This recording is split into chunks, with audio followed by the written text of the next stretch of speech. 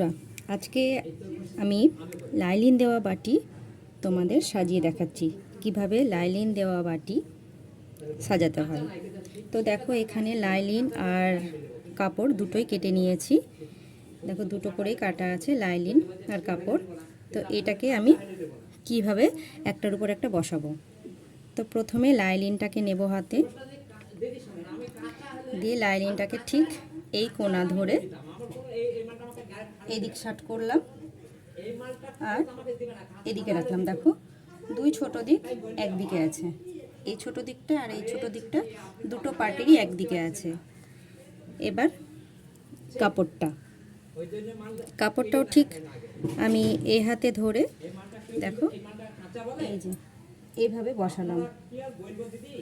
তো এটাও দেখো, ঠিক লাইলিনটা আমি যে দিক করে পেতেছি আমি কিন্তু কাপড়টাও ঠিক সেভাবেই রাখবো।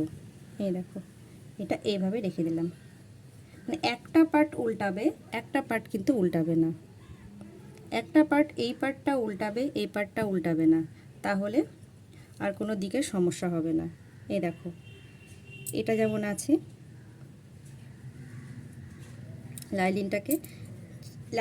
এই লাইলিনটাকে এদিকে রাখলাম, উল্টে নিলাম, কিন্তু এটা আর উল্টাবো না। ঠিক আছে, কাপড়টা সরিয়ে নিই, এটাকে উল্টাবো না। তো সেম এটাকেও তাই, ফার্স্ট পার্টটাকে উল্টিয়ে নিয়ে এইভাবে বসালাম, আর এই পার্টটাকে আমি উল্টালাম না, এটা যেমন আছে তেমনই বসিয়ে দিলাম। তাহলে দেখো, সব ছোট দিকগুলো এক জায়গায় হলো। আমার ভিডিও যদি তোমাদের মানে বুঝতে একটু যদি সুবিধে হয়, তাহলে অবশ্যই আমার ভিডিওটাকে অবশ্যই লাইক করে আমার পাশে থাকবে, আর পারলে একটু চ্যানেলটাকে একটু সাবস্ক্রাইব করে রাখবে।